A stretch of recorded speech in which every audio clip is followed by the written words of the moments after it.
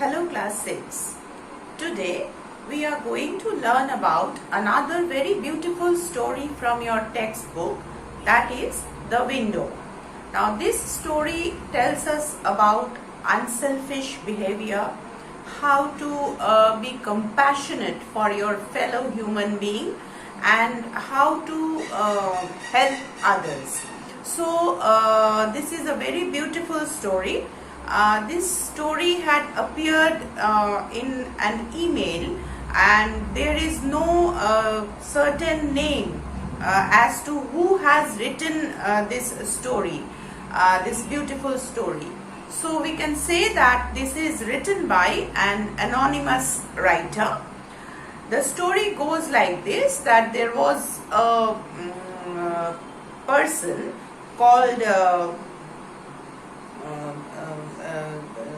Peter, who had a very difficult problem in his spine, that is backbone, and it so happened that he had to be admitted into the hospital, and he was in the ward or the room where there was only one window, and his bed was beside the window in the room. And the doctor said that he would be allowed to sit up in his bed for just 1 hour every afternoon. So the doctors have put Peter on the bed beside the window, and he was allowed to sit for only 1 hour every day. And otherwise he was not supposed to sit up or walk around, because his spinal cord was damaged. Now what was the reason for the doctors to allow him to sit for only 1 hour? Let us see the reason. It will help you to drain the fluid from your lungs. They told him, make yourself as comfortable as possible. You will enjoy the fresh air coming in from the window. Now the doctors said that we are allowing you to sit for only 1 hour because you need the fresh air from the window to breathe into your lungs, as well as it is natural. It is natural when a person is hospitalized and is supposed to lie down for a very long time. The fluid, the water of our body, it goes inside the lungs, and the person is tend to catch the pneumonia, the cold pneumonia, and the person may die also.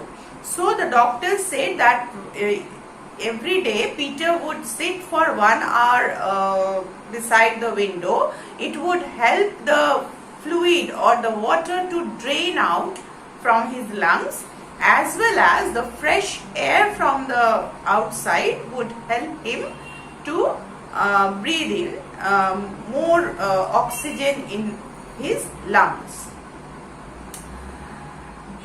During the night, another patient was admitted to the same ward. He was put in the bed next to Peter's. He had been involved in an accident and had a serious problem with his back. The tests would be extensive, and he was probably going to be in hospital for quite some time. Quite some while. That as Peter was being admitted, now he had a problem with his lungs, and that is why the his lungs were to be getting fresh air, as well as the draining out of the fluids. Now another person was admitted into the same room during one night. Now this person was involved in a very serious accident which had injured his spinal cord very seriously. and the person, it was so injured that he was supposed to stay in the hospital for a very long time in order to get himself cured properly. You must on no account sit up, so don't even try to get up or get out of bed, said the doctors. You are seriously ill and you must lie flat. Your vertebrae need time to heal.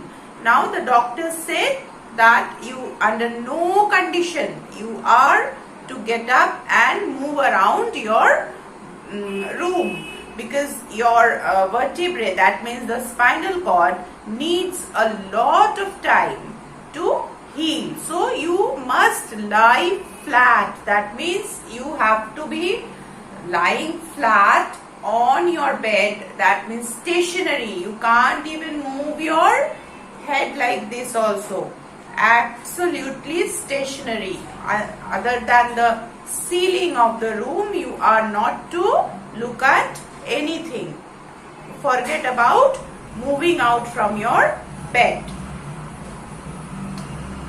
The following morning, after the nurses and the doctors had been on their rounds to see the patients, the two men began to talk to each other. What is your name? Asked Peter from his bed by the window. At first, the man in the next bed did not reply. He did not know where the question had come from or to whom it was addressed. All he could see was a point on the cold white ceiling directly above him.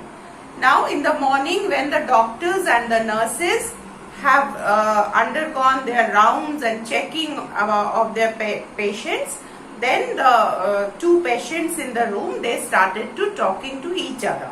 Now at first Peter asked, what is your name, to the other person. Now this other person, because he was about to lie, he was to lie stationary, he could not move his head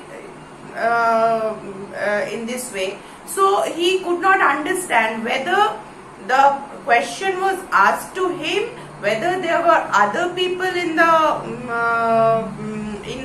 room, or whether where from the question had been asked. So for a long time he did not reply to Peter's question. Are you talking to me? He asked after a long pause. So after a long time he asked Peter whether the question had been asked to him or not.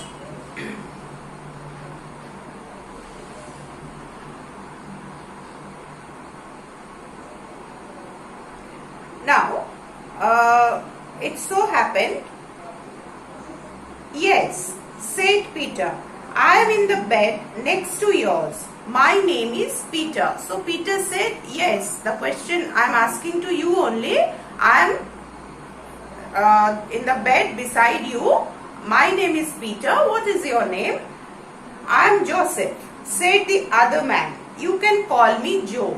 The other man replied, what was his name? His name was Joseph, and he asked Peter to call him Joe, the short name, the short form of his name. As the morning drew on, the two men talked and talked.